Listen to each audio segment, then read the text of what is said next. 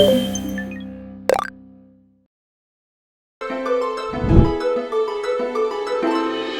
जादू कैसे हुआ इतनी कम एज में नेता बनने का? तो यूनिवर्सिटी का चुनाव नहीं लड़ा आपने? नहीं, वो आर्थिक हालात ऐसे नहीं थे कि वहाँ का चुनाव में हम मैनेज कर सके। वो आपके गणेश गोगरा कहते हैं विधानसभा में कि दारू रखना अनिवार्य कराओ। कि बजरी माफिया का जब भी बात आती है तो राजस्थान के अंदर सबसे पहले सबसे गरीब आदमी वही मारा जाता है। नहीं वो देखिए थावर चंद जी, आप कह रहे हैं कि मेरे पास पैसा नहीं था, फिर विधायक का इतना बड़ा चुनाव कैसे ले लिया दरियावास? तो हनुमान बेनीवाल पे आपका क्या कहना है? किस तरह की नेता उनके जो पॉलिटिक्स किस तरह से देखते हैं? अच्छा, ये भील प्रदेश की मांग क्या है? कि भील प्रदेश हमारी मांग है, हमारे पुरखा की मांग है, हमारा जन्मजात मांग है। लेकिन थावर चंद जी, इसको लागू कैसे करवाओ, कैसे बनाओगे भील प्रदेश? रामकेश मीणा जो कांग्रेस के विधायक है, अभी बने हैं, वो कह रहे हैं कि आदिवासी सनातनी है। आदिवासी में हिंदू विवाह अधिनियम लागू नहीं होता, आदिवासी में भरण पोषण अधिनियम लागू नहीं होता, आदिवासी में दत्तक पुत्र लागू नहीं होता, तो आदिवासी कैसे हिंदू है? आदिवासी को ईसाई बनाया गया है, आदिवासी को मुस्लिम बनाया गया है, अन्य धर्मों में आदिवासी बटा है कि हमको यहाँ राजस्थान के अंदर बांटने का काम किया जाएगा। अच्छा, जो भारतीय संविधान के खिलाफ। बिचौलिए मिलकर कुछ मुआवजा सरकार से लेके खा जाते हैं, तो गरीब आदिवासी वहां तक पहुंच नहीं पाता है। फिर तो कल राजपूत भी कहेंगे राजपूत प्रदेश बनाओ और जाट कहेंगे जाट प्रदेश बनाओ, तो ये कॉन्ट्राडिक्शन नहीं है? आपको लगता नहीं कि ऐसे तो फिर सभी मांग उठाने लग जाएंगे? बीजेपी कहती है कि जो इंडिया अलायंस है उन्होंने बांटने की कोशिश की लोकसभा चुनाव में, इसके कारण नुकसान हुआ हमें। ये आरक्षण का, हम कभी आरक्षण खत्म करने की बात ही नहीं करें, और आपके क्षेत्र में भी मुद्दा बहुत चला। किससे परमिशन लेते है सरकार और किससे परमिशन लेकर खनन का कार्य किया जा रहा है? मैं इतनी बड़ी सोच नहीं रखता कि मुख्यमंत्री जी कैसे हैं, कैसे बोलते हैं, कैसे खड़े रहते हैं, कि बोलते हुए टिकते हैं नहीं टिकते। अब ये साधारण विधायक है, ये चर्चा में इसलिए है कि वहाँ टी शर्ट पहन के आ जाता है, भील प्रदेश की मांग करता है इतनी जबरदस्त तरीके से। ये स्पीच कहाँ से सीखी, कहीं सीखी है, कोई ट्रेनिंग वेनिंग ली है क्या? आप सचिन पायलट को किस तरह से देखते हैं? पायलट को भी आपने देखा होगा राजनीति करते हुए, तो आप चेयर को देख के बोलते हैं, सामने अध्यक्ष को देख के बोलते हैं, सभापति बैठते हैं तो सभापति को देख के बोलते हैं, तो ये सब चीज़ें कहाँ से? वो ट्रेनिंग स्कूल कौन सा था? राजकुमार रोध जी का। किरोड़ी लाल मीणा को आप किस तरह से देखते हैं? किरोड़ी लाल जी एक दमदार दबंग शख्सियत है और एक संघर्षशील व्यक्ति है, लेकिन सम्मान के रूप में एक दो पद दिए वो भी आधे अधूरा है। सरकार कांग्रेस की रही हो, सरकार बीजेपी की रही हो, लेकिन वो हमेशा युवाओं के साथ धोखा करती है। पेपर लीक नहीं होते हैं, कई युवाओं के सपने लीक होते हैं, कई किसानों के सपने लीक, मेहनत लीक होती है। नहीं, मुख्यमंत्री तो कह रहे हैं मगरमच्छ पकड़ लेंगे, बड़ी मगरमच्छ। कब पकड़ेंगे? पकड़ते पकड़ते 5 साल निकल जाएंगे। 84 की क्या तैयारी है उपचुनाव को लेकर? विकास के नाम पर आप डैम बनाते हो, विकास के नाम पर आप खनन करते हो, हजारों आदिवासी विस्थापित होते हैं। एक पेड़ माँ के नाम, दूसरी तरफ आप बांसवाड़ा के अंदर पावर प्लांट के नाम पर कई हेक्टेयर बीघा जमीन को नष्ट कर रहे हो, जहाँ के पेड़ पौधे काट रहे हो। कुछ बीजेपी के नेता ये भी कहते हैं कि बीएपी पार्टी है ना, वो छत्तीसगढ़ जो ऐसा मूवमेंट चला रही है, वहाँ पे नक्सलवाद यहाँ पे भी होने लग जाएगा। बीजेपी के नेता कहते हैं कि बीएपी पार्टी हिंदुओं को तोड़ने का काम कर रही है, राष्ट्र को तोड़ने का काम कर रही है। आदिवासी तो हिंदू है, क्योंकि किरोड़ी लाल मीणा भी कह रहे थे कि आदिवासी सनातनी है। हम लोग पेड़ को पूजते, गाय की पूजा करो, बेलों की भी पूजा करते हैं हम तो हिंदू धर्म में भी होती है बेलों की पूजा करते हैं। बेल हमको अन्न उगा के देता है। भैंसों की पूजा करते हैं हम, तो सारे जीव जंतु की पूजा करते हैं। प्रकृति की पूजा करते हैं, पेड़ की पूजा हिंदू धर्म में भी होती है। हाल ही में जो भील प्रदेश को लेकर मांग थी, कुछ मुस्लिम आए, उसको लेकर कुछ लोगों ने फोटो भी निकाली और कहा कि ये तो मुस्लिम है और ये मुस्लिमों के साथ मिलकर भील प्रदेश की मांग कर। कुछ महामूर्ख हैं, उन्हें सोचना चाहिए कि वहां पर सिर्फ मुस्लिम कम्युनिटी नहीं आई थी, वहां पर राजपूत कम्युनिटी के लोग भी थे, वहां पर ओबीसी कम्युनिटी के लोग भी थे, वहां पर SC ST के लोग भी थे, और पूरे हिंदुस्तान के अलग अलग कोने से, पंजाब हरियाणा से भी लोग आए थे। वो आदिवासी को कुछ लोग वनवासी कहते हैं, तो आपको दिक्कत क्या है इससे? वर्तमान भाजपा की सरकार ने बहुत भेदभाव किया आदिवासियों के साथ में। वो चाहती नहीं कि इन आदिवासियों का कभी भला हो सके या फिर ये आगे आ सके। नमस्कार, भारत रफ्तार में आप सभी का स्वागत है। हम आपको रोज एक शख्सियत से मुलाकात कराने की कोशिश करते हैं और पॉडकास्ट करते हैं। आज हमारे साथ पॉडकास्ट में मौजूद हैं थावर चंद जी, जो कि विधायक हैं दरियावास से, और बाप पार्टी BAP, जिसकी अभी चर्चा पूरे देश में और राज्य में है, उनके विधायक हैं और यंग विधायक है। ज़बरदस्त तरीके से इनका जो जेस्टर वे ऑफ टॉकिंग रहता है विधानसभा के सदन पे, हमने अक्सर देखते हैं कि मुखर होकर आवाज़ बुलंद करते हैं। युवा विधायक हैं थावर चंद जी। थावर चंद जी, आपकी एज क्या है पहले ये बताइए सबसे पहले। मैं अभी 28 का हो गया। और ये बहुत कम एज में बन गया आप तो नेता। ये कैसे, मतलब ये जादू कैसे हुआ इतनी कम एज में नेता बनने का? ये तो मेरी विधानसभा की जनता, वहाँ के कार्यकर्ताओं की मेहनत की वजह से हूँ। तो ये मतलब आपका जर्नी कैसे है? जनता जानना चाहती है कि एक विधायक है जो इतना अच्छा बोलता है, जर्नी क्या है आपकी? मैं मोहनलाल सुखाड़िया में कॉलेज करता था, उदयपुर में। उदयपुर के अंदर। तो वहाँ पर यूथ लीडरों के साथ में जो कोई छोटी बड़ी समस्या होती, जिसके साथ गलत होता तो खड़े रहते थे। वो तो मैं सीखता, कोशिश करता और हमारे लोगों को न्याय मिले वहाँ से कुछ। तो यूनिवर्सिटी का चुनाव नहीं लड़ा आपने? नहीं, वो आर्थिक हालात ऐसे नहीं थे कि वहाँ का चुनाव में हम मैनेज कर सके। आर्थिक हालत कैसे थे मतलब? मेरे परिवार, पिता किसान हैं, साधारण परिवार से हूँ, और ये कंडीशन नहीं है कि वहाँ पर करोड़ लाखों रुपया खर्च होता है। तो हम लोग उस तरह का सक्षम नहीं थे कि चुनाव लड़े। फिर बीएड कर रहा था, उस दौरान इंटर्नशिप करने गांव गया। तो एक मूवमेंट हमारा जो डूंगरपुर बांसवाड़ा की तरफ चल रहा था, दक्षिणी राजस्थान का। कौन सा मूवमेंट? आदिवासियों को जल जंगल जमीन के हक की लड़ाई चल रही थी। तो मुझे भी वो चीज़ें पसंद थी और मैं उसके साथ लड़ना चाह रहा था। अब बीपीएम जो एक यूनिट बनी हुई है, उसी की 14 यूनिटों में से जो बिल प्रदेश विद्यार्थी मोर्चा के नाम से है, तो कॉलेज की यूनिट हर बार चुनाव लड़ रही थी। तो हमने भी पहला प्रयोग किया था दरियावत के अंदर, और हम असफल रहे थे। दूसरा प्रयोग में असफल रहे। तीसरे प्रयोग में हम दोनों ही पार्टी के मिलने के बाद भी उतने वोटों से जीत गए थे। पार्टियां चुनाव लड़ती हैं, आचार संहिता ये बात करते हैं, लेकिन सबसे ज़्यादा पैसा खर्च करते हैं, पोस्टर, बैनर और बहुत दिखावटी चीज़ें होती हैं। मैंने ऐसा नहीं किया। मैं चाहता था कि हारे या जीते परिणाम कुछ भी हो, लेकिन हम लोग जनता को बदले। यदि कोई नेता 5 से 10 करोड़ रुपया अगर खर्च करता है चुनाव के अंदर, तो उसकी मंशा, उसका चरित्र यही रहेगा कि चुनाव जीतने के बाद मैं पैसे कैसे कमाऊं। तो हम लोग वो नहीं चाहते थे। हम कोई भी चुनाव आज तक लड़ा, कभी किसी को पैसा दिया नहीं, किसी को दारू और कुछ और नहीं दिया। तो चलती है आपके इधर? वो आपके गणेश गोगरा कहते हैं विधानसभा में कि दारू रखना अनिवार्य कराओ। नहीं, उनका कहना ये था कि हमारी संस्कृति का हिस्सा है, हमारे पुरखों की देवी देवताओं का कोई भी मामला होता है तो हम लोग उसमें महुए की धार को चढ़ावा करते हैं। अच्छा, मान्यता है। आप भी मानते हो? सभी लोग मतलब? हम तो करते हैं, मानते हैं। अच्छा। तो हम चढ़ावा करते हैं। इसमें एक चीज और है कि कभी कभी जैसे अभियान चलता है कि अवैध शराब की ज्यादा चल रहा है, तो ये अभियान का शिकार हमेशा आदिवासी होता है या गरीब व्यक्ति होता है, कि जिसके घर में 1 या 2 बोतल पड़ा है, कोई मेहमान आता है तो उसके लिए रखें। तो इस अभियान के तहत बड़े स्तर पे जो माफिया होते हैं उनसे कभी कोई कार्रवाई नहीं होती है। ये जो गरीब मारा जाता है, तो गणेश जी ने जो कहा है तो कहीं हद तक मैं भी इस बात से तो सहमत हूँ। आप क्या उनकी कौन सी बात से सहमत है? पूरा बोल के बताइए ना। उन्होंने कहा था कि हमारे घर में एक ऐसा प्रावधान है आबकारी विभाग का कि 5 लीटर दारू आप रख सकते हो, जैसे महुआ है। तो महुए को तो कई तरीके से हमारे क्षेत्र में उपयोग में लिया जाता है। आदिवासी उसको, जो एक फूल होता है उसको महुआ कहते हैं, उसको खाने में भी उपयोग लेते हैं। उसके जो एक फूल होता है, उससे पहले जो उसके जो डोलमा कहते हैं हमारे शब्द में, उसका तेल निकाल कर भी सब्जी में इस्तेमाल किया जाता है। तो ये बहुत जरूर से काम आता है। आपको क्या, कितनी बोतल रखने आने वाले होने चाहिए? मेरा ये कहना था कि 5 से 10 बोतल का अनिवार्य इसलिए होना चाहिए कि या तो वो पूजा विधि में भी कभी कभी उपयोग में लेते हैं, कोई मेहमान आता तो भी लेते हैं। तो इनके ऊपर क्या है कि कभी कभी आबकारी विभाग या पुलिस विभाग या वहाँ पर गाँवों में जाता है, तो 1 या 2 बोतल जब पकड़ते हैं तो उसके अंदर पानी मिला के 5-10 बोतल का केस भी बना लेते हैं कई बार। तो ये आदिवासी के साथ होता है या गरीब व्यक्ति के साथ होता है। ऐसा ना हो इसलिए शायद उनकी मंशा रही होगी कि आदिवासी के साथ ना हो, बड़े माफिया बच जाते हैं। इसी प्रकार से एक बजरी माफिया का बार बार सवाल राजस्थान की विधानसभा में उठता है। अभियान भी चलाया जाता है सरकार द्वारा। मैं एक उदाहरण बता रहा हूँ कि बजरी माफिया का जब भी बात आती है तो राजस्थान के अंदर सबसे पहले सबसे गरीब आदमी है वही मारा जाता है, और बड़े माफिया कभी मारे नहीं जाते। और बड़े माफियाओं के साथ में सरकारों का तालमेल होता है और दूसरे लोगों का तालमेल होता है, इसलिए वो बच जाते हैं। ऐसा ही हमारी विधानसभा में कभी ट्रैक्टर ट्रॉली वाले जो दिन के 200-300 कमाते हैं, उनके ऊपर कार्रवाई हुई। आज तक बड़े आदमी पे कभी कोई कार्रवाई नहीं हुई। तो इसी तरह से ये भी है, एक शराब माफिया बच जाते हैं, गरीब लोग फंस जाते हैं। कब तक ऐसा होता रहेगा कि गरीब मरता रहेगा? अब सरकारों की ऐसी मंशा रही कि गरीबों के कारण, तो हमारे जैसे लोग दोनों पार्टी को नकार के यहाँ आएंगे और सदन में बोलेंगे इनके खिलाफ।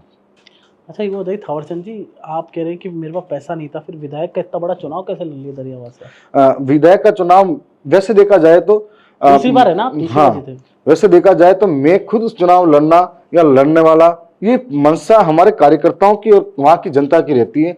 मेरा जो सिलेक्शन हुआ चुनाव को लेकर, हम आदिवासी जन प्रतिनिधि सिलेक्शन प्रणाली कहते हैं, उसके तहत पूरी विधानसभा के कार्यकर्ता मिलकर तय करते हैं कि हमारे में से कौन व्यक्ति चुनाव लड़ेगा, कौन व्यक्ति आगे जाके हमारी बात सरकार तक पहुंचाएगा, उसका एक जरिया हूँ, उनकी आवाज का हिस्सा हूँ। क्या है, जनता जानना चाहती है कि आप नेता कैसे चुनते हैं? ऐसा है कि जैसे सिलेक्शन प्रणाली, आप ये देखो कि अभी भारत सरकार के अंदर 4 प्रदेशों के अंदर मुख्यमंत्री बने। मुझे नहीं कहना चाहिए बहुत बड़ा मामला है, लेकिन उनका फैसला ऊपर से आया, दिल्ली से आया। अब ये बहुत बड़ी बात है। या फिर कोई विधायक है हमारे इलाके का, बीजेपी का, कांग्रेस का, उसको टिकट लाने के लिए यहाँ पर जयपुर आना पड़ेगा, दिल्ली जाना पड़ेगा, पता नहीं किस किस के पैरों में जाना पड़ेगा या फिर पैसा देना पड़ेगा। लेकिन हमको ये मालूम नहीं कि हमारी टिकट हम कभी चुनाव लड़ेंगे या नहीं लड़ेंगे। हमारा फैसला, हम लोग धरातल पे रहने वाले, संघर्ष करने वाले, सड़कों पे रहते हैं, तो हमारा फैसला हमारी जनता करती है कि कौन चरित्रवान है, कौन व्यक्ति अच्छा है, कौन व्यक्ति हमारे लिए जाके हमारी आवाज को सदन तक पहुंचाएगा, तो जनता फैसला करती है। तब ये कह सकता हूं कि ये चुनाव मैं नहीं लड़ता, हमारी जनता चुनाव लड़ती, वहां के कार्यकर्ता चुनाव लड़ते हैं, तो अपने पैसों से अपने दम पर खुद चुनाव करते हैं, इसलिए हमें वित्तीय भाग नहीं पड़ता। बताओ, आप चुनाव लड़ लेते, घर वालों ने पूछा नहीं ये भाई थावरचंद पैसे तो है नहीं, कैसे चुनाव लड़ेगा? घर वाले मेरे साधारण परिवार से, राजनीति में कोई रहा नहीं है, और खेती बाड़ी छोटी मोटी है, तो वो ये भी नहीं पता कि उनको ये कितनी बड़ी रिस्क ले रहा है या नहीं ले रहा है, या ये जीतेगा या नहीं जीतेगा, इसका परिणाम क्या होगा नहीं होगा, या राजनीति में उनको ये पता नहीं कि क्या अच्छा कर रहा है बुरा कर रहा है। उनको ये पता है कि जनता के बीच में जाता है, उनकी आवाज़ उठाता है, और जब हम लोग आवाज़ उठाते हैं, हमारी पहचान होती है, तब कई गाँवों में जाते हैं हमारे माता पिता, तो उनको सम्मान मिलता है। क्या करते हैं? तो खेती बाड़ी करते हैं, तब उनको ऐसा लगता है कि हमारा बेटा कुछ तो अच्छा ही करता होगा, तभी तो हमें सम्मान मिलता है। तो हनुमान बेनीवाल पे आपका क्या कहना है? किस तरह की नेता, उनकी जो पॉलिटिक्स किस तरह से देखते हैं? मेरे हिसाब से वो बहुत बड़े लीडर हैं। मैं अभी नया चुनकर आया हूँ, वो 2 बार सांसद बने, 2-3 बार विधायक रहे हैं, और केंद्र की राजनीति है, तो मैं ज़्यादा उनके बारे में टिप्पणी करना उचित नहीं समझता कि उनके धरातल पर क्या हो रहा है क्या नहीं हो रहा, वो जाने। आपको नहीं पता? न, मैं इतना आगे तक नहीं सोचना चाहता और नहीं कहना चाहता हूँ। अच्छा, ये भील प्रदेश की मांग क्या है, जनता जानना चाहती है, आप इस सदन में भी उठाया, और क्यों भील प्रदेश क्यों बनना चाहिए, क्या है? सबसे बड़ी बात है कि भील प्रदेश में कोई नई मांग नहीं कर रहा हूँ। भील प्रदेश हमारे पुरखों का सपना था। गुरु गोविंद जी के नेतृत्व में मानगढ़ की पहाड़ी के ऊपर जो बहुत बड़ा आंदोलन हुआ था, उस आंदोलन के अंदर हजारों, जो जलियांवाला बाग हत्याकांड में हम कहते हैं कि बहुत सारे लोग मारे गए, यहाँ पर 1500 लोगों के मारे जाने का आंकड़ा बताते हैं, लेकिन अनगिनत लोग मारे गए। उनका भी एक मांग थी कि हम एक अलग स्टेट बनाएंगे, जिसके माध्यम से आदिवासियों के अधिकार को सुरक्षित रख पाए, आदिवासियों का विकास कर पाए। जो सरकारें हमेशा अनदेखा करती गई है हम आदिवासी को, और धीरे धीरे आदिवासी को हाशिए की तरफ धकेलता गई है, तो हम अपने आप को बचाकर हमारा विकास स्वयं करें, इसलिए हम एक अलग स्टेट की मांग कर रहे हैं। कैसे बनेगा ये स्टेट अलग? आज तक तो कौन सा स्टेट बना, बताओ? वैसे तो आदिवासी को हमेशा बांटने की नीति रही है सरकारों की। हम जो कुछ लोग हमारे आदिवासी इधर मध्य प्रदेश में ही, कुछ लोगों को महाराष्ट्र में, कुछ लोगों को गुजरात में, कुछ लोगों को राजस्थान में बांटा गया। इनके बीच में मैं आपको बता दूं कि हमारी संस्कृति, बोली, भाषा, रीति, परंपराएं सब एक जैसा है, खान पान, पुरखाई, खेती बाड़ी व्यवस्था सब एक जैसा है। फिर हमें अलग अलग बांटा गया, अलग अलग लोगों को अलग अलग। अगर आप कहते हो कि कैसे बनेगा, अगर जाति के आधार पर बनाने की बात करते हैं, तो नागा एक जाति है, उसके आधार पर नागालैंड बनता है। मिजो एक जाति है, उसके आधार पर मिजोरम बनता है। अभी हाल ही में जो तेलंगाना बना, वो भाषा के आधार पर बना, तो हमारी भाषा भीली बोली है, और भील बहुल इलाका है, तो दोनों तरीके से भी बन सकता है। दूसरा, कई ऐसे स्टेट रहे हैं जिनको ये सोचा सरकारों ने कि ये अपना सेपरेट विकास करें, और एक स्टेट बनता है सेपरेट आदिवासी, तो अपना विकास ज़्यादा फोकस हो सकता है, संभव हो सकता है, और आदिवासियों की जो जल जंगल जमीन है उसकी सुरक्षा हो सकती है। तो उस हिसाब से उन्होंने ये सोचा कि अलग स्टेट बनाया जाए। तो ऐसे कई स्टेट बने हुए हैं, तो क्यों राजस्थान के अंदर, क्यों भील प्रदेश नहीं बन सकता?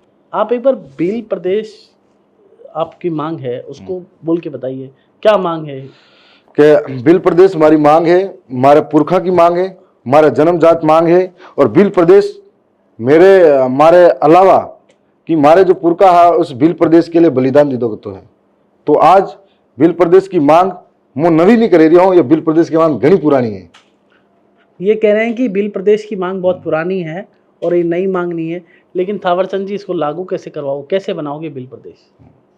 ये हमारा संघर्ष है, चलेगा जब तक हमारे पुरखे इस मांग को उठाते हुए शहीद हो गए। तो हम लोग भी सड़क से सदन तक, कल तक हम ज्ञापनों के माध्यम से सरकारों को अवगत करा रहे थे।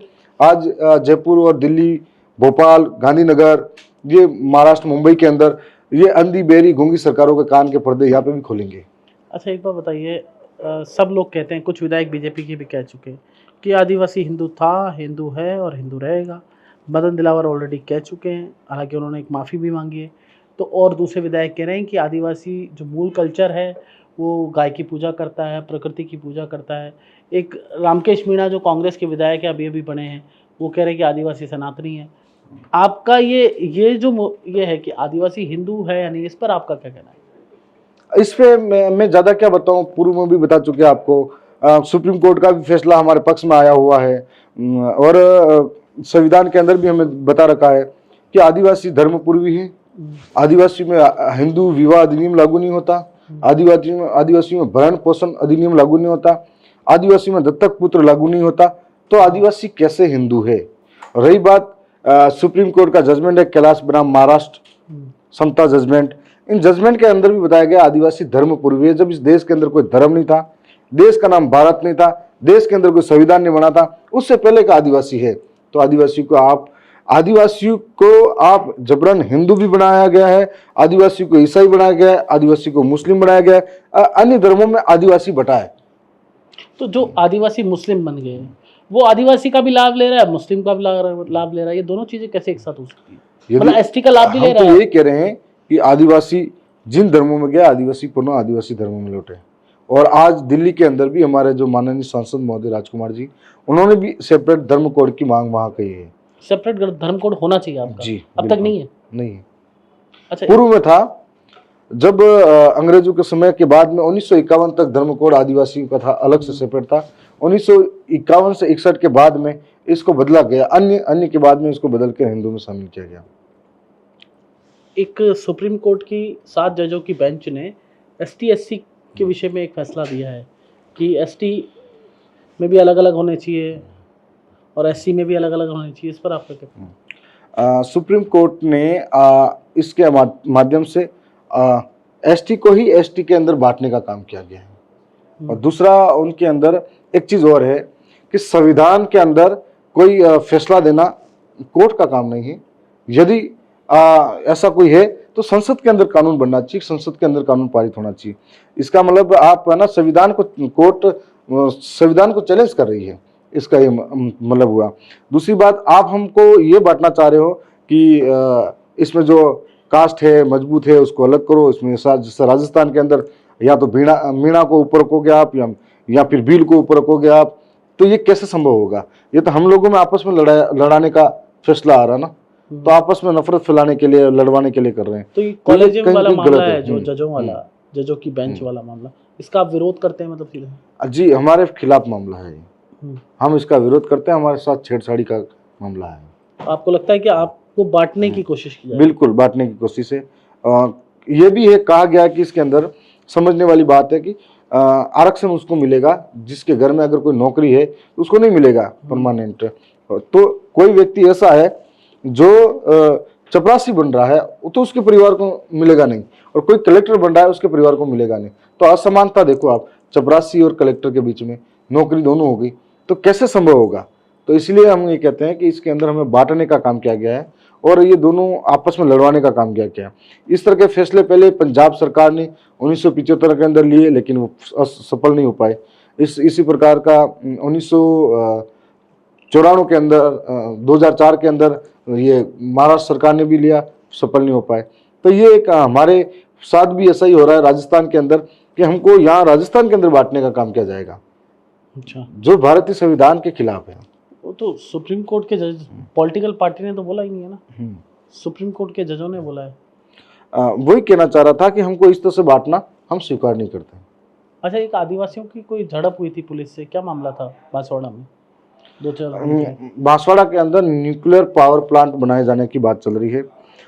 उसके अंदर जिस प्रकार से वहां पर वर्षों से आदिवासी रह रहा है अपनी जमीन अपनी मिट्टी पे, तो आज सरकार एक आदेश निकालती है कि यहाँ न्यूक्लियर पावर प्लांट बनेगी और कुछ बिचौलिए मिलकर कुछ मुआवजा सरकार से लेके खा जाते हैं, तो गरीब आदिवासी वहां तक पहुंच नहीं पाता है और वो इतना सक्षम नहीं है कि उस चीज को समझे कि सरकारें आज जो प्रलोभन दे रही है कल इस प्रलोभन के माध्यम से हमको वहां से विस्थापित करेगी।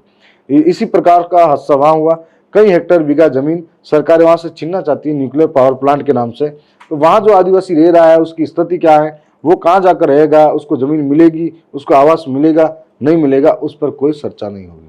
कुछ लोग ऐसे कह रहे हैं कि आप लोग भील प्रदेश की मांग उठा रहे हैं, फिर तो कल राजपूत भी कहेंगे राजपूत प्रदेश बनाओ और जाट कहेंगे जाट प्रदेश बनाओ, तो ये कॉन्ट्राडिक्शन नहीं है? आपको लगता नहीं कि ऐसे तो फिर सभी मांग उठाने लग जाएंगे?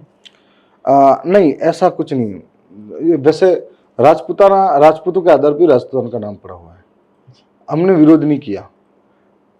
सवाल इस बात का है कि हम जिस इलाके में रह रहे हैं, हम लोग जाति के आधार पर मांग नहीं कर रहे हैं, हम लोग भाषा के आधार पर मांग कर रहे हैं। भाषा के आधार पर कई राज्य बने भी हैं और इसी के मार्फत से हम लोग, हमारे पुरखों की पुरानी मांग है और हम लोग ये चाहते हैं कि जिस प्रकार से आदिवासी को हाशिए पर धकेला गया है, उसको आर्थिक रूप से, सामाजिक रूप से, शैक्षणिक रूप से, सांस्कृतिक रूप से फिर सरकारें कोई भी कानून लाई, खनन के नाम पर, कभी डैम के नाम पर, कभी किसी और के नाम से, विकास के नाम पर उनको विस्थापित किया। तो हम चाहते हैं कि हमारी जो प्राकृतिक धरोहर है, जिस आदिवासी उससे प्रेम करता है, उसके साथ जीता है, ये प्राकृतिक धरोहर बची रहे। इसके माध्यम से हम चाहते हैं कि अब सेपरेट स्टेट बने और वहां पर हम लोग ये काम कर पाए। आरक्षण वाला मुद्दा चुनाव में चला, बीजेपी कहती है कि जो इंडिया अलायंस है उन्होंने बांटने की कोशिश की लोकसभा चुनाव में, इसके कारण नुकसान हुआ हमें। ये आरक्षण का, हम कभी आरक्षण खत्म करने की बात ही नहीं करें। और आपके क्षेत्र में भी मुद्दा बहुत चला, मोदी जी भी आए, आपको ध्यान होगा राजकुमार जी का चुनाव था। तो आपको क्या लगता है, बीजेपी कह रही है कि हमने तो ऐसा कहा ही नहीं कि हम आरक्षण खत्म कर देंगे?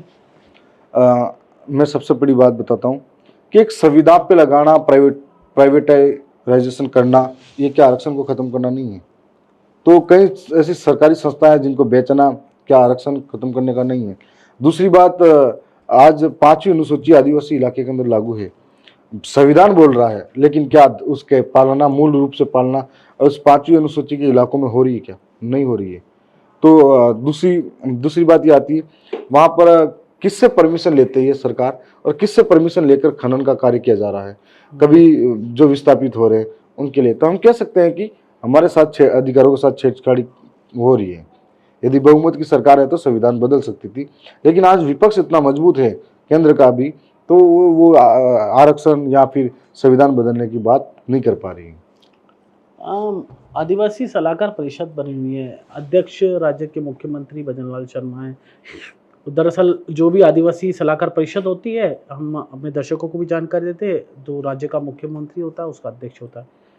इस पर आपका क्या कहना है? आदिवासी जी, आपकी जानकारी के लिए बता दूं कि ट्राइबल एडवाइजर काउंसिल, जिसका अध्यक्ष मुख्यमंत्री नहीं होना चाहिए, जिसका अध्यक्ष एक ट्राइबल होना चाहिए, और ट्राइबल इसलिए होना चाहिए कि ट्राइबल के अंदर प्रॉब्लम क्या है, समस्या क्या है, मूलभूत वहां की समस्याओं से हम लोग वाकिफ हैं। मुख्यमंत्री जी प्रदेश के इस कोने में बैठे हैं, उनको नहीं पता कि इस ट्राइबल के अंदर किस तरीके की मूलभूत सुविधाओं का अभाव है। दूसरी बात, ट्राइबल एडवाइजर काउंसिल मतलब जनजाति सलाहकार परिषद, जिसके माध्यम से हम लोग जनजाति लोग सलाह किसको देंगे, हमारे वहां पर क्या स्थिति, उसकी सलाह मुख्यमंत्री को ही देंगे, जबकि मुख्यमंत्री ही उन पद पे है, तो मुख्यमंत्री किसको सलाह देंगे? अब सवाल इस बात का है। और दूसरी एक और बात है, हम लोग भारत आदिवासी पार्टी से 3 लोग चुनकर यहाँ आए सदन में, हम लोग धरातल पे जुड़े हुए हैं जनता के बीच में, और दोनों ही पार्टी को सरकारों ने नकारा है, वहां से जीत के आते हैं। तो हम लोग बेहतर तरीके से जानते हैं कि आदिवासी की समस्या किस प्रकार से, कैसे आदिवासी वहां पर रह रहे हैं और उनके उत्थान के लिए हमें क्या क्या करना चाहिए, ये चर्चा हम करेंगे। तो हमें जो आज पार्टी ने ऐसी भावना रखी, तो हम लोगों को उस ट्राइबल एडवाइजर काउंसिल का सदस्य नहीं बनाया गया। तो हम लोग ये चाहते हैं, राज्यपाल के मार्फत महोदय से भी मिलेंगे, इस सार्थक चर्चा करेंगे कि आदिवासी को अलग से, हम जो ट्राइबल बेल्ट के 3 विधायक हैं इनको भी ट्राइबल एडवाइजर काउंसिल में लिया जाए, और साथ में मुख्यमंत्री की जगह एक आदिवासी ही उसका अध्यक्ष होना चाहिए। पूर्व में जनजाति मंत्री नंदलाल मीणा इस ट्राइबल एडवाइजर काउंसिल के अध्यक्ष थे, लेकिन एक बार उन्होंने ये मांग करी थी कि भील प्रदेश बनना चाहिए। इस मांग के समर्थन में उन्हें लगा कि ट्राइबल एडवाइजर काउंसिल में जो मजबूत आदमी है वो आज अलग हो जाएगा, इसलिए उनको पद से भी हटा दिया गया था। तो वहीं से मुख्यमंत्री जी यहाँ पर बैठे हुए हैं। तो मुख्यमंत्री जी आदिवासी का हितैषी हैं, चाहते हैं कि आदिवासी लोगों का भला हो, तो इस पद को छोड़े, और आपको प्रदेश के बहुत बड़े स्तर पर मुखिया बनाया गया है, वो उस पद पे आप विराजमान। मुख्यमंत्री जी को किस तरह से देखते हैं आप, मुख्यमंत्री भजनलाल जी शर्मा को? नए नए मुख्यमंत्री हैं, किस तरह से आप देखते हैं? वो एक प्रदेश के मुखिया हैं। मैं इतनी बड़ी सोच नहीं रखता कि मुख्यमंत्री जी कैसे हैं, कैसे बोलते हैं, कैसे खड़े रहते हैं, कि बोलते हुए अटकते हैं नहीं अटकते। मैं एक छोटा विधायक हूँ, मेरी पार्टी का एक कार्यकर्ता हूँ, मेरी जनता ने यहाँ भेजा है। मुख्यमंत्री जैसा एक गरिमामय पद है, उसको जज करने का या फिर उनको देखने का नजरिया राजस्थान और प्रदेश की जनता देख रही है। और वो सोच रहे हैं कि मुख्यमंत्री जी कैसे बोलते हैं, कैसे खड़ा रहते हैं, कैसे बात करते हैं, कैसे रुक कर बात करते हैं या नहीं करते हैं। ये तो प्रदेश की जनता फैसला करेगी, या वो देख रही है, वो जज करेगी। मैं इतने बड़े प्रदेश के मुखिया के बारे में क्या बोल सकता हूँ? मैं एक साधारण विधायक हूँ। अब ये साधारण विधायक है, ये चर्चा में इसलिए है कि वहाँ टी शर्ट पहन के आ जाता है, अभी प्रदेश की मांग करता है इतनी ज़बरदस्त तरीके से। ये स्पीच कहाँ से सीखी, कहीं सीखी, ये कोई ट्रेनिंग वेनिंग ली है क्या? हम जो बोलते हैं वो हम दिल से इसलिए बोलते हैं क्योंकि हम उन समस्याओं को फेस करके आते हैं, और वहाँ जन्मजात तो देखते हुए आ रहे हैं, वहाँ उन अभाव में पले पड़े हैं, तो वही चीजें बोलते हैं जो हमने देखी हुई है, इसलिए हम उस तरीके का बोल पाते हैं। आप सचिन पायलट को किस तरह से देखते हैं? पायलट को भी आपने देखा होगा राजनीति करते हुए। एक अच्छे लीडर हैं, हम्म। सम्मान करते हैं, हम अच्छे लीडरों का सम्मान करते हैं। अच्छा, यूथ हैं, यूथ हैं। आपने कभी देखा, उनका स्टाइल पसंद आया कोई? वो सदन में बहुत कम आए, एक दो बार नमस्ते हुआ। हाँ। ऐसा कह सकता हूँ मैं, मेरी एक आदत है, चाहे वो कांग्रेस का हो, चाहे बीजेपी का हो, चाहे अन्य दल का हो, जो अच्छे लीडर है उनका सम्मान करता हूँ, साथ में उनसे कुछ सीखने की कोशिश करता हूँ। राजकुमार, हमारी विचारधारा अलग अलग किसी से भी हो सकती है, लेकिन सीखना सबसे चाहिए। राजकुमार रोत जो आपके सांसद हैं, पहले विधायक रहे, उनसे क्या सीखने को मिला आप? हम तो आज नए हैं, लेकिन जो राजकुमार जी हमारे आज आदरणीय सांसद साहब जीत कर यहाँ आए थे, तो उनके लिए एक बहुत बड़ा संघर्ष था। हम लोगों ने राजकुमार जी को देखते हुए, बोलते हुए सुना, बहुत कुछ सीखे हैं। उन्होंने एक विधायक बनना बड़ी बात है, उससे भी बड़ी बात यह है विधायक बनकर जनता की भावनाओं को पूरा रखना, वहाँ उनकी कार्यकर्ताओं की इच्छाओं को जिंदा रखना और उन पर काम करना। तो राजकुमार जी ने न कि 84 विधानसभा से जीत के आए, बाकी उन्होंने पूरे जो ट्राइबल बेल्ट के अलावा देश के अलग अलग कोने के अंदर अपनी पहचान बनाते हुए उनकी भावनाओं के अनुरूप जो काम किया, जो संघर्ष इस सदन के अंदर किया, वो काबिले तारीफ है। हम नहीं कर सकते उनके बराबर, हम लोग नए जरूर हैं और हमने उनसे बहुत कुछ सीखा है। एक सबसे बड़ी बात है वो अनुशासन उनके अंदर बहुत अच्छा है, हर काम में बहुत एक्टिव रहते हैं, ये बहुत अच्छी चीज़ है। तो आपने राजकुमार जी से अनुशासन सीखा जी, और सदन में किस तरह से बोलना है ये भी सीखा, चेयर को एड्रेस करना है। मैंने देखा, I have seen several time when you are addressing to chair, so आप चेयर को देख के बोलते हैं, सामने अध्यक्ष को देख के बोलते हैं, सभापति बैठते हैं तो सभापति को देख के बोलते हैं। तो ये सब चीज़ें कहाँ से, वो ट्रेनिंग स्कूल कौन सा था, राजकुमार रोत जी का? नहीं, कोई बहुत सारे राजकुमार जी को भी देखे हमने, और बहुत सारे लीडर अच्छे हैं जिनके भी देखते हैं हम, तो सीखने की कोशिश करते हैं। और राजकुमार जी हम सबके आइडल हैं, और अच्छा काम, आज यहाँ से दिल्ली गए तो दिल्ली की संसद में भी इस गरीब, शोषित, पीड़ित, वंचित, दलित, आदिवासी, इन सब की आवाज़ बनकर वहाँ एक बेबाक तरीके से आवाज़ उठा रहे हैं। करोड़ी लाल मीणा का इस्तीफा दे चुके हैं, अभी तक एक्सेप्ट नहीं हुआ। करोड़ी लाल मीणा को आप किस तरह से देखते हैं? किरोड़ी लाल जी एक दमदार, दबंग शख्सियत है और एक संघर्षशील व्यक्ति है, जिन्होंने अपने जीवन में कई बार संघर्ष किया है, सड़कों पर, सदन में भी। और ये जो 5 साल सरकार आई है, मैं कई मायनों में ये मानता हूँ कि किरोड़ी लाल जी का बहुत बड़ा योगदान है, जिन्होंने इस जयपुर की सड़कों पर कई बार प्रशासन की लाठियां नौजवानों के लिए खाई हुई है। लेकिन जब सरकार बनती है उनके नाम पर, उन्हें क्या मिलता है? एक ऐसी शख्सियत जिसे उस इलाके के लोगों को ऐसा लगा कि एक तरफा विधायक निकाल कर दिए, और ऐसा लगा उनको कि किरोड़ी लाल मीणा जी को या तो डिप्टी सीएम या सीएम बनाएंगे, और वो सीएम के रूप में देख रहे थे, तो सीएम बनाएंगे, इस वजह से एक तरफा विधायक दिए उधर से। लेकिन सम्मान के रूप में एक दो पद दिए, वो भी आधे अधूरे मंत्रालय दिए, वो भी आधे अधूरा है। तो ऐसे शख्सियत का अपमान है, और ये सरकार ये चाहती नहीं थी कि किसी व्यक्ति को, भाजपा की सरकार की हो सकता है मानसिकता हो, किसी आदिवासी, दलित, एसटी एससी को, किसी व्यक्ति को सीएम तक देखना चाहे। ऐसा शायद कभी हो पाएगा, मैंने मानता कि सरकार ऐसी मानसिकता रखती है। और फिर उसका परिणाम भी यही हुआ कि विधायक चुनाव हुए, जो राजस्थान के विधानसभा चुनाव हुए, उसमें उस इलाके में सवाई माधोपुर, दौसा, करौली और ये कोठा बूंदी, 12 तक एक तरफा बीजेपी को सीटें दी है।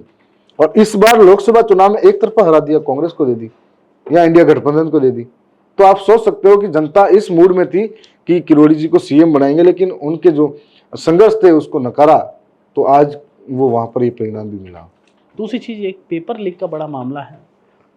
अभी सरकार ने हाल ही में आरपीएससी के अंदर जो 2 सदस्य थे, संगीता आर्य जो कि पूर्व चीफ सेक्रेटरी निरंजन आर्य की पत्नी थी, एक कुमार विश्वास उनकी धर्मपत्नी, उनको क्लीन चिट दे दी। जबकि सभी बीजेपी नेताओं ने ट्वीट कर, इवन मुख्यमंत्री भजनलाल शर्मा ने भी ट्वीट कर ये कहा था कि ईओआरओ जो पेपर लीक हुआ उसमें ये लोग शामिल थे, उन पे आरोप लगाए किसी भी तरह से।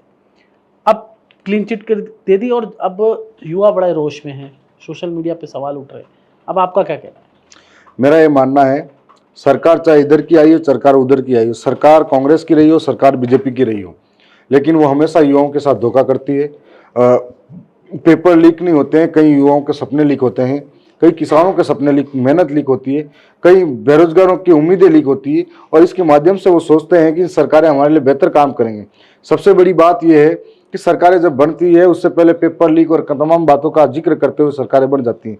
आज पिछले 10 महीने से ऊपर हो गए प्रदेश की सरकार को, भाजपा की सरकार को, हर बार ये कहती है कि इसके अंदर जो बड़े लोग हैं, बड़े मगरमच्छ हैं, उनको पकड़ेंगे, उनको पकड़ेंगे।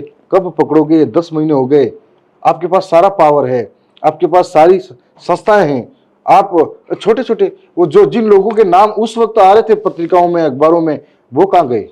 नहीं, मुख्यमंत्री तो कह रहे हैं मगरमच्छ पकड़ लेंगे, बड़ी मगरमच्छ। कब पकड़ेंगे? पकड़ते पकड़ते 5 साल निकल जाएंगे, फिर 5 साल बाद सरकार रही कि नहीं रही, कब पकड़ेंगे?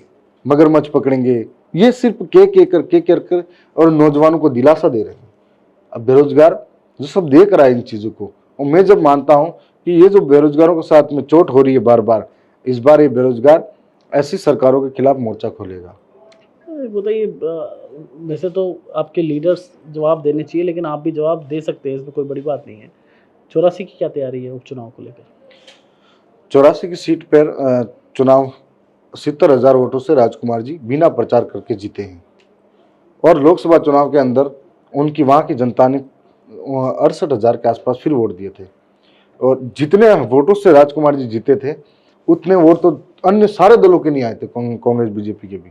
तो वहाँ तो ये तो निश्चित है कि बीजेपी या कांग्रेस से कोई भी लीडर आके लड़े तब भी हार निश्चित है। अच्छा, ये और कॉन्फिडेंस है? ये कॉन्फिडेंस है, ये इसलिए कॉन्फिडेंस है, वहाँ के कार्यकर्ता, वहाँ की जनता इतनी समझदार है, और वहाँ की जनता और कार्यकर्ता ये जानते हैं कि हमारे लिए कौन सही है, कौन जाके आवाज़ उठाएगा हमारी, कौन जाके हमारी बात रखेगा, और वहाँ की जनता राजकुमार जी जैसे एक लीडर पर बहुत भरोसा करती है। कुछ विपक्षी बीएपी बाप पार्टी पर आरोप लगाते हैं कि ये पार्टी भारत को तोड़ने, भारत को विभाजित करने वाली सोच की है। मैं कई बीजेपी वाले नेताओं ने इस तरह की बात की है। हम लोग इस देश का सम्मान करते हैं, हम लोग हमारे प्रदेश की बात करते हैं, इसमें तोड़ने वाली कोई बात नहीं है। पूर्व में भी कई प्रदेश बने हैं और कई प्रदेशों को बनाया गया। हम लोग हमारे जल जंगल जमीन की बात करते हैं, संविधान को बचाने की बात करते हैं, तो हम लोग नहीं तोड़ना चाहते। संविधान बचेगा तो आज हमारे इलाके के अंदर खनन किया जा रहा है, हमारे इलाके के अंदर स्टैच्यू ऑफ यूनिटी के नाम पर सरदार वल्लभ भाई पटेल, इतने बड़े महान लीडर हैं जो प्रदेश को, पूरे देश को जोड़ने का काम किया था, उनके नाम पर एक यूनिटी के नाम पर उनको जो मूर्ति स्थापित की जाती है, उससे हजारों आदिवासी विस्थापित होते हैं। क्या सरदार वल्लभ भाई पटेल ने आदिवासियों के लिए ये सपना थोड़ी देखा था कि मेरी वजह से आदिवासी विस्थापित होंगे, दर दर की ठोकरें खाएंगे? जिस मूल जमीन पर रहने वाला लोग है, विकास के नाम पर आप डैम बनाते हो, विकास के नाम पर आप खनन करते हो और हजारों आदिवासी विस्थापित होते हैं। ये लोग अपनी मूल मिट्टी से जुड़े हुए हैं, ये लोग अपने इलाके से जुड़े हुए हैं, जहां अपने पुरखों की विरासत है, पहचान है, उस पुरखों की विरासत को वो छोड़ के जाएंगे तो कैसा महसूस करेंगे? इस जगह आप हुए तो कैसा महसूस करोगे? इस बात को सरकारों को सोचना चाहिए। इसीलिए हम लोग, हमारी जो आवाज है उसको उठाना चाहते हैं। सरकार हमारे इलाके के अंदर खनिज संपदा है उनको लूटना चाहती है, इसीलिए हमारे ऊपर इस तरह के गंभीर आरोप लगाते हैं। पर एक होता है, विकास होता है तो आपको क्या दिक्कत है? मान लो वहाँ पर रेल आती है, वहाँ पर कोई रोजगार आता है, कोई धंधे लगते हैं, तो वहाँ पे तो आपके लोगों को रोजगार भी तो मिलेगा सर उससे। किस तरीके का रोजगार? मान लीजिए अगर रेल की बात कर रहे हैं, आप ये बताओ मुझे, हमारे इलाके के अंदर हर जगह खनन का कार्य भी किया जा रहा है। उन खनन के कार्य करने वाले लोगों के बीच में मैनेजर कौन है, ड्राइवर कहाँ के हैं, अंदर काम करने वाले लोग, उनको सैलरी क्या मिलती है कहाँ के, और कहाँ के आके काम कर रहे हैं, कहाँ के आके रह रहे हैं। तो इस तरह का धोखा है, वहां पर चला हुआ है, और इसका फायदा कोई और उठाता है, हमारे लोगों को नहीं मिलता इस फायदा। सर बेरोजगारी बड़ी समस्या है, कैसे बिल्कुल। उठाएंगे? सदन में आप बहुत सारी मांगे उठाते हैं, बेरोजगारों की बहुत समस्या है बहुत वहाँ पे आपके इलाके में, उसको लेकर क्या प्लान है आपका? मैं लगातार इस बात पर चर्चा कर रहा हूँ कि हमारे वहां पर डैम है, तालाब है, मच्छी का उत्पादन होता है, तो बाहरी लोग आके करते हैं, हमारे लोगों को दो। हमारे वहां पर खनन कार्य हो रहा है, तो वहाँ हमारे लोगों को जॉब दो। हमारे वहां पर बाहरी प्राइवेट कंपनियां आ रही हैं, उदयपुर संभाग हो या बांसवाड़ा संभाग हो, जहाँ ये स्वच्छ मिशन है, अन्य तरीके का जो भी है, इन कंपनी के अंदर बार बार से लोग आ रहे हैं। तो उस ट्राइबल बेल्ट का जो आदिवासी है, गरीब है, शोषित पीड़ित दलित है, उनको मौका दो, वो कमाएगा वहां पर। आदिवासी दिवस, विश्व आदिवासी दिवस आने वाला है 9 तारीख को, क्या तैयारी है बीएपी की और आपकी खुद की पर्सनल? विश्व आदिवासी दिवस 1994 में इसको यूनेस्को द्वारा घोषित किया था। ये ऐसा है कि आदिवासी प्रकृति प्रेमी है, आदिवासी जल जंगल जमीन की रक्षा करने वाला है, आदिवासी नेचर की रक्षा करता है, कुदरत की रक्षा करता है, प्रकृति करता है। आदिवासी जहाँ जहाँ आदिवासी है वहाँ वहाँ जंगल है, जहाँ जहाँ जंगल है वहाँ वहाँ खनिज है। सरकारों की नज़र खनिज पर है, और सरकार चाहती है कि जहाँ आदिवासी उनको बेदखल करके उन जंगलों को हड़पे, उन जंगलों से निकलने वाला खनिज, जैसे छत्तीसगढ़ के अंदर हसदेव है, उसको उजाड़ के कोयले वाली बात करने लग गए। राजस्थान में कह रहे हम पेड़ लगाएंगे, एक पेड़ माँ के नाम, और छत्तीसगढ़ का हसदेव राजस्थान के नाम कर दिया। उसी प्रकार से जहाँ जहाँ जंगल है वहाँ पर अभी न्यूक्लियर पावर प्लांट है बांसवाड़ा के अंदर, वहाँ के जंगलों से आदिवासी को विस्थापित कर रहे हैं। तो हम लोग हर साल 9 अगस्त विश्व आदिवासी दिवस मनाते हैं। हम लोग ये संदेश देना चाहते हैं कि कोरोना जैसा समय आया था, तब सारे लोगों को पास शहरों में रोज मौतें हो रही थी, और बहुत सारे लोगों को गांव याद आ गए थे, और हमारे गांव में आके रहने लगे। गांव के अंदर जंगल सुरक्षित है, इसलिए वहां पर ऑक्सीजन सुरक्षित है, ऑक्सीजन सुरक्षित मिलता है, और तब ऐसी महामारियों का प्रकोप होता है, तब हमारे गाँव के अंदर दूर दूर तक भी महामारी असर नहीं करती है। तो आज ये कहना चाहते हैं कि यदि भारत या विश्व को विकसित होना है, या भारत को विकसित होना है, या आगे जाना है, विश्व को, इंसानों को जिंदा रखना है, महामारी से बचाना है, तो ये प्रकृति इसको बचाना पड़ेगा, और ये प्रकृति को बचाने का काम सिर्फ आदिवासी करते हैं। भजन लाल जी भी तो कह रहे हैं, मुख्यमंत्री जी कह रहे हैं कि हम पेड़ लगा रहे हैं, एक पेड़ माँ के नाम मोदी जी ने भी कहा है, एक पेड़ माँ के नाम लगाइए ना पेड़, एक पेड़ माँ के नाम, दूसरी तरफ हसदेव जैसा अभ्यारण्य था उसको राजस्थान के नाम कर दिया। एक पेड़ माँ के नाम, दूसरी तरफ आप बांसवाड़ा के अंदर पावर प्लांट के नाम पर कई हेक्टेयर बीघा जमीन को नष्ट कर रहे हो, जहाँ के पेड़ पौधे काट रहे हो।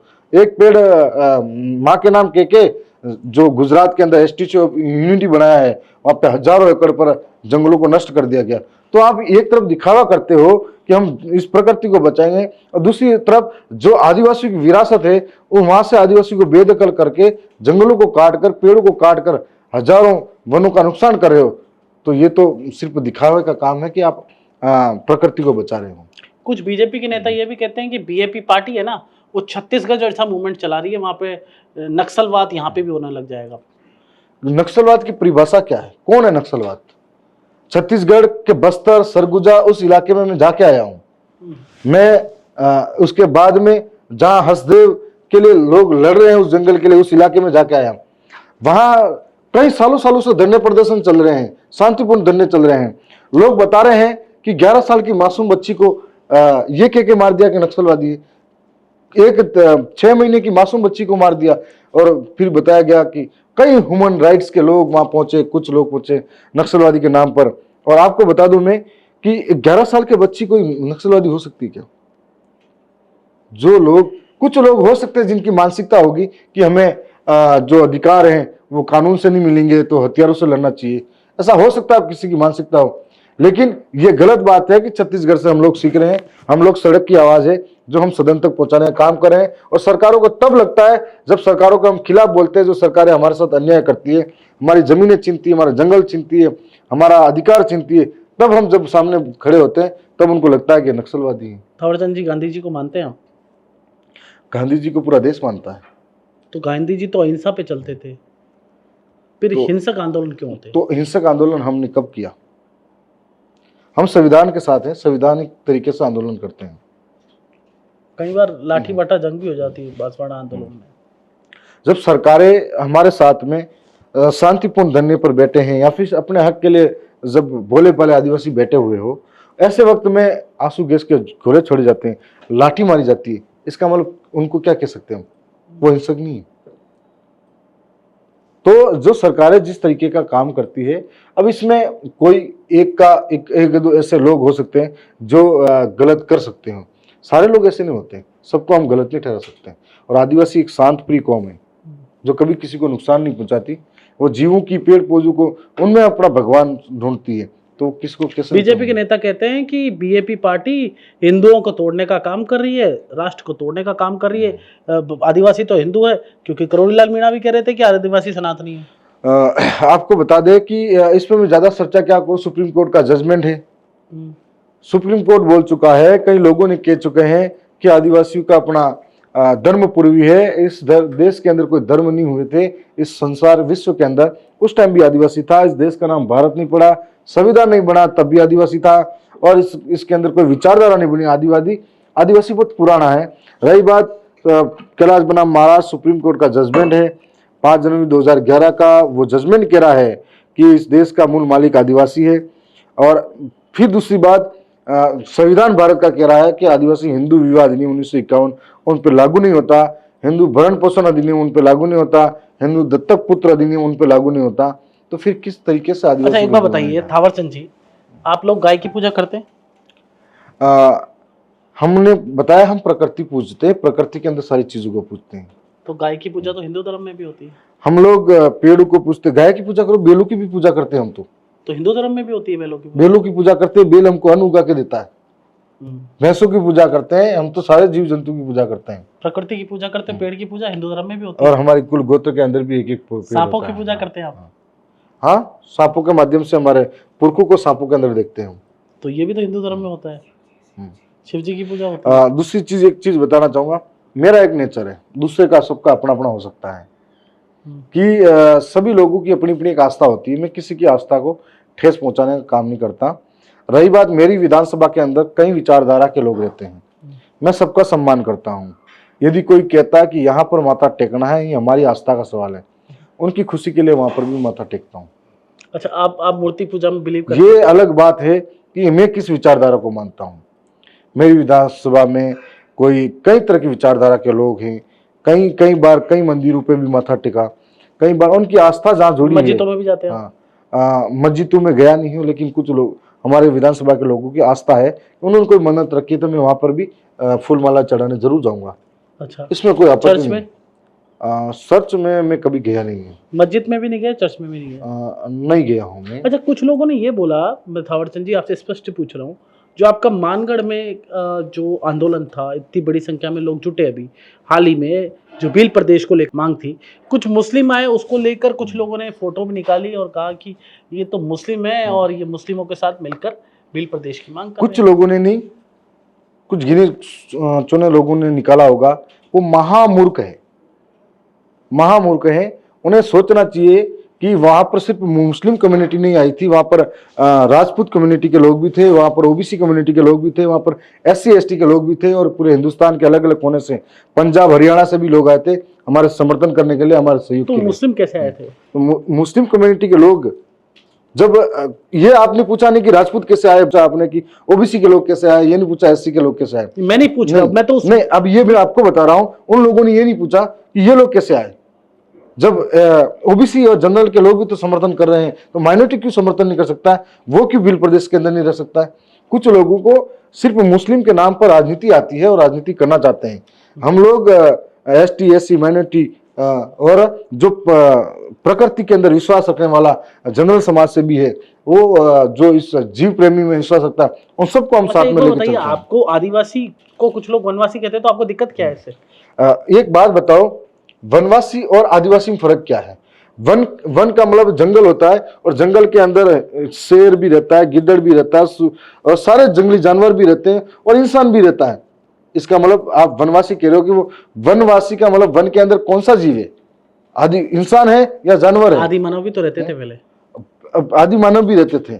तो आप आदिवासी का मतलब होता है आदि अनादिकाल से इस धरती पे रहने वाला। आदिवासी का मतलब होता है इस धरती का मूल मालिक।